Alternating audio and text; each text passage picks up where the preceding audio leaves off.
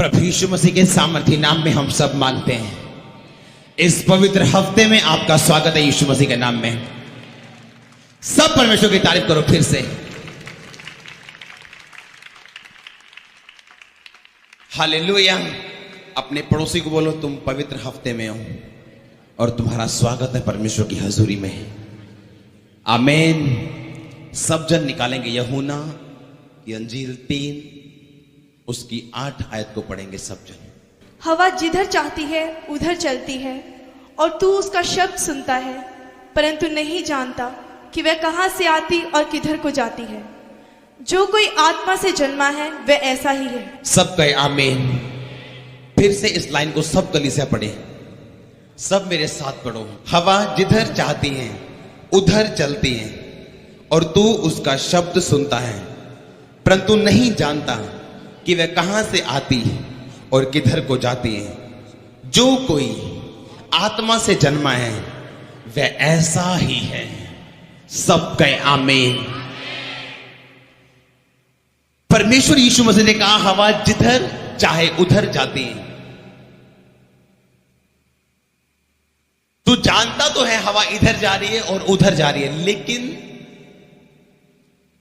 तू उसको पकड़ नहीं सकता।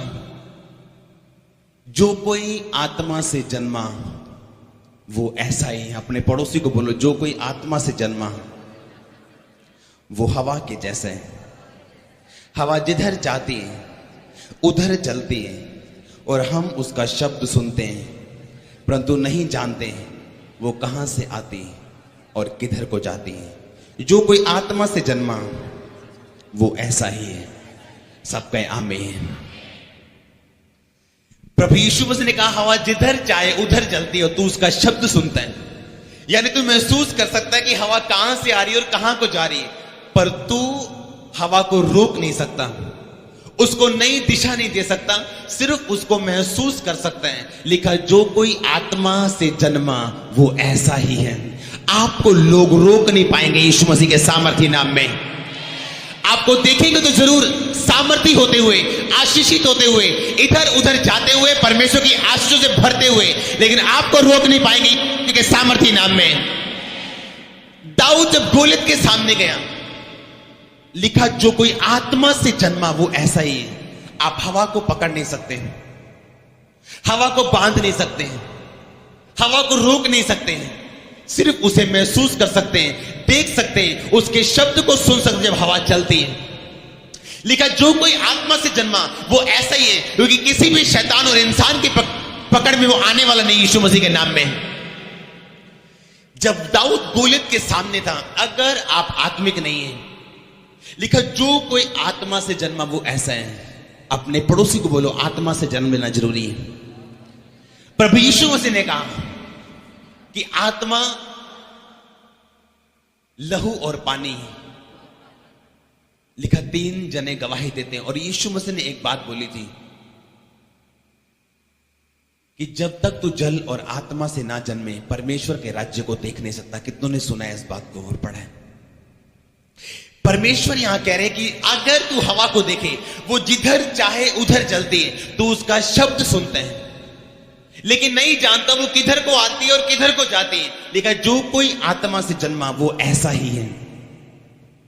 पिछले से पिछले थर्सडे हर वीरवार को लगातार ये वचन हो रहा है कि जब याकूब अपने मुंह से अपनी पत्नी को एक बात बोलते हैं, जब ये नहीं जानता था कि उसकी पत्नी कुछ मूर्तियों को चुरा के लेके आई है और उसके ससुर ने बोला कि कौन मेरे घर से चीजों को चुरा के लेके आए। याकूब नहीं जानता था उसकी पत्नी चुरा के लेके। कहता है जिसने वो चीजें चुराई हैं वो जीता नहीं बचेगा। कितनों ने वचन सुना है वो बोला उस हफ्ते।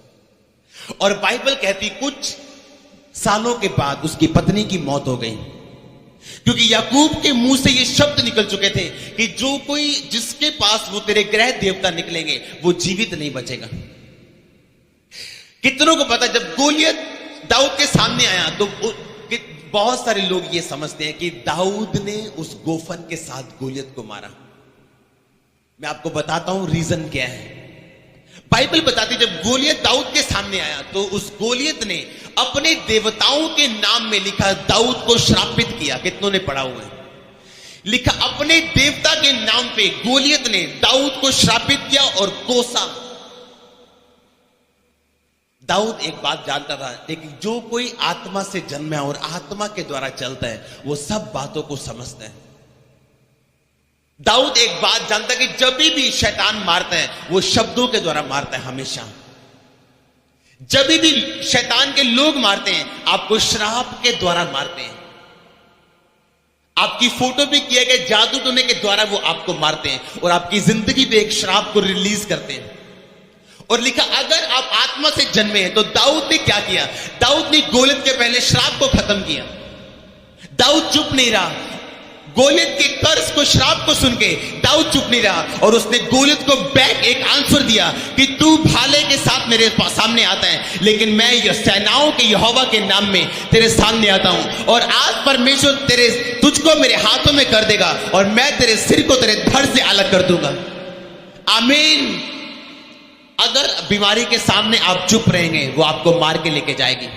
अगर शैतान के सामने आप चुप रहेंगे उसका हर बार आपके सामने सफल होगा, क्योंकि अगर आप आत्मा से जन्मे हैं आप जान जाएंगे कि अब आपको क्या करना है। कितनों को समझ आ रही मेरी बातें? अगर गोलियत ने जब दाऊद को चैलेंज किया था, अगर दाऊद रोने लग जाता तो कभी भी जीत ना पाता। उस समय अगर परमेश्वर की सहायता मांगने लग जाता तो कभी जीत ना पाता।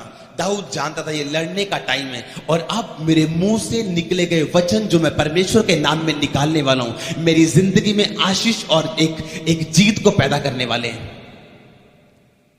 आत्मिक व्यक्ति को समझना सबसे इंपॉसिबल बात है इस दुनिया में।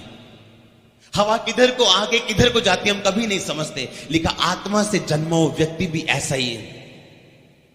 अगर आप आत्मा से जन्मे हैं हवा को रोकना इम्पॉसिबल है, हवा को बांधना इम्पॉसिबल है। कोई मेडिकल साइंस, कोई बड़े से बड़ा साइंटिस्ट, कोई देश, कोई अमेरिका, कोई इंग्लैंड हवा को बांध नहीं सकता। बाइबल बताती है तो उसका शब्द सुनता लेकिन नहीं जानता वो कहां जाती है और किधर को आती है और किधर को जाती है। जो कोई आत्मा से जन्मा है वो वैसा ही है। कितनों को समझ आ रही मेरी बातें? दाऊद आत्मा से जन्मा हुआ इंसान था। किसी व्यक्ति की बीमारी को देख के परमेश्वर के भलेपन या चंगाई ना देने या देने का अंदाजा कभी मत लगाओ, क्योंकि परमेश्वर की योजना हर एक इंसान के लिए अलग है। जो कोई आत्मा से जन्म है वो इस बात को जानते हैं। आज से 5 साल पहले अगर कोई मुझे देखता तो मैं परमेश्वर की सेवकाई दुखों में और बीमारियों में रह के कर रहा था। अगर उस समय लोग मुझे देख के जज करते या न्याय करते कि परमेश्वर ने इस व्यक्ति को चंगा क्यों नहीं किया जबकि इसको पुकारते हुए इतने साल हो गए और हमें इसे देखते हुए इतने साल हो चुके हैं, लेकिन परमेश्वर की प्लानिंग थी जो अपने टाइम पे पूरी होती है। लेकिन बाइबल में लिखा जो आत्मा से जन्मे हैं वो परमेश्वर के समय को भी जानते हैं। जो आत्मा से जन्मा है वो अपनी आशीष के समय को भी जानते हैं। बाइबल में लिखा जब शमूएल ने दाऊद को अभिषेक किया था तेल के साथ, बाइबल बताती उसका तेल के साथ अभिषेक होने के बाद वो दर दर भटका और शाऊल ने उसका पीछा किया और उसको मारने के लिए तरह तरह के प्लान किए। हालेलुया। कितनों को याद है जब दाऊद भाग रहा था जंगलों में और शाऊल उसका पीछा कर रहा था? कुछ आशीषें ऐसी हैं, ध्यान से सुनना, लिख लेना, अपने घरों पे इसे लिख के रखना। कुछ आशीषें ऐसी हैं जब तक आप अभिषेक में नहीं बढ़ेंगे आपकी जिंदगी में कभी नहीं आएगी। कितनों को समझ आ रही है? अपने पड़ोसी को बोलो कुछ आशीषें ऐसी हैं जब तक तू अभिषेक में नहीं बढ़ेगा तेरी जिंदगी में कभी नहीं आएंगी। दाऊद एक बात जानता कि मेरा अभिषेक हो चुका है एक राजे होने के रूप में, लेकिन क्यों अब तक वो राजे की कुर्सी पे क्यों नहीं है? क्योंकि दाऊद जानता था कि उसे राजे के रूप में राज्य करने के लिए अभी और अभिषेक की जरूरत है। और बाइबल बताती जिसका जीवन पवित्रताई में नहीं है वो परमेश्वर से अभिषेक को नहीं ले सकता। पवित्रताई का मतलब केवल व्यभिचार से दूर रहना नहीं, पवित्रताई का मतलब पवित्रताई अपनी जिंदगी के हर हिस्से में। आमीन।